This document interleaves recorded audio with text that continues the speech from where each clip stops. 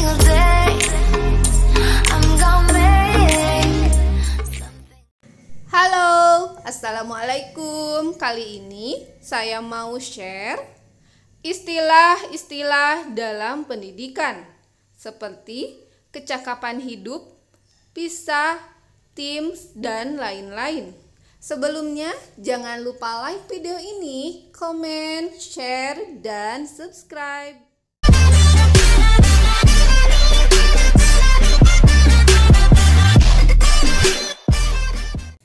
Oke, yang pertama ada kecakapan hidup atau life skill adalah kecakapan yang harus dimiliki seseorang untuk berani menghadapi problem hidup dan kehidupan dengan wajar tanpa merasa tertekan, kemudian secara proaktif dan kreatif mencari serta menemukan solusi sehingga mampu mengatasinya. Saya sarankan sih dibaca juga surat edaran Mendikbud nomor 4 tahun 2020. Sekarang lagi hangat, yaitu tentang belajar dari rumah dapat difokuskan pada pendidikan kecakapan hidup, antara lain mengenai pandemi COVID-19.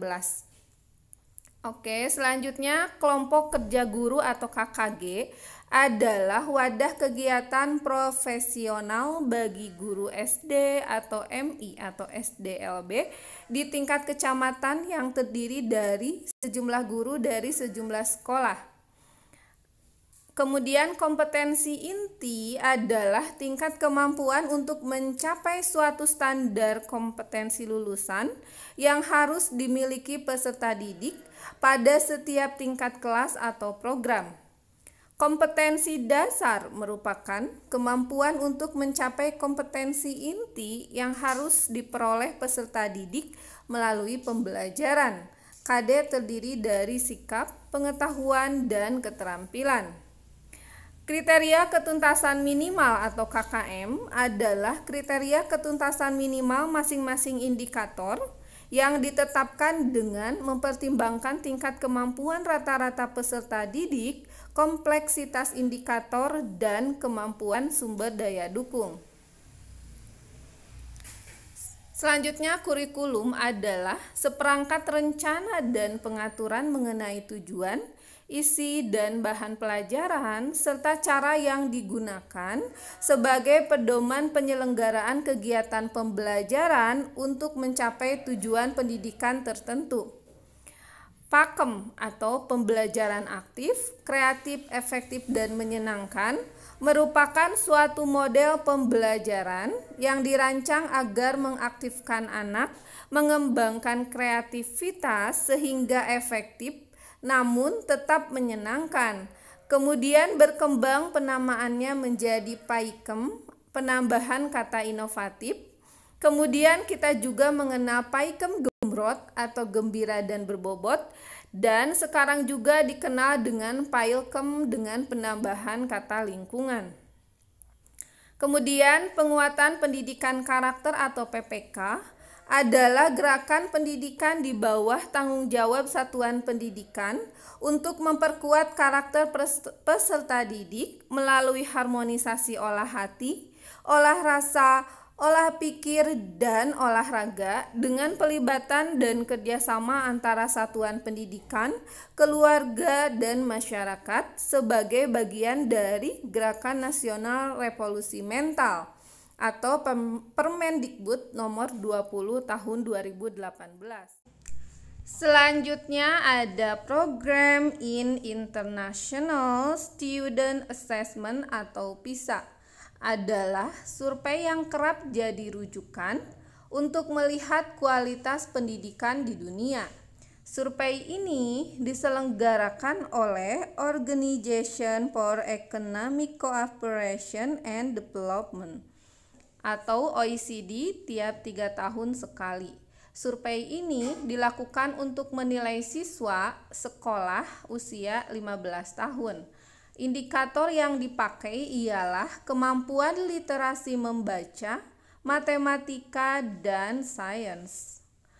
Selanjutnya, rencana pelaksanaan pembelajaran atau RPP adalah penjabaran silabus yang menggambarkan rencana prosedur dan pengorganisasian pembelajaran untuk mencapai kompetensi dasar yang ditetapkan dalam standar ISI. Pada tahun 2018 dilakukan evaluasi terhadap penyusunan RPP atau kurikulum 2013, yakni penulisan isi RPP perlu menerapkan keterampilan abad 21 atau komunikasi kreatif kolaboratif, berpikir kritis, HOTS, penguatan karakter, dan integrasi literasi dalam pembelajaran. Baca juga perkembangan terbaru RPP 1 lembar sesuai surat edaran Kemendikbud nomor 14 tahun 2019. Selanjutnya, sekolah inti adalah sekolah dengan persyaratan tertentu yang layak dijadikan sebagai tempat penyelenggaraan kegiatan KKG atau MGMP.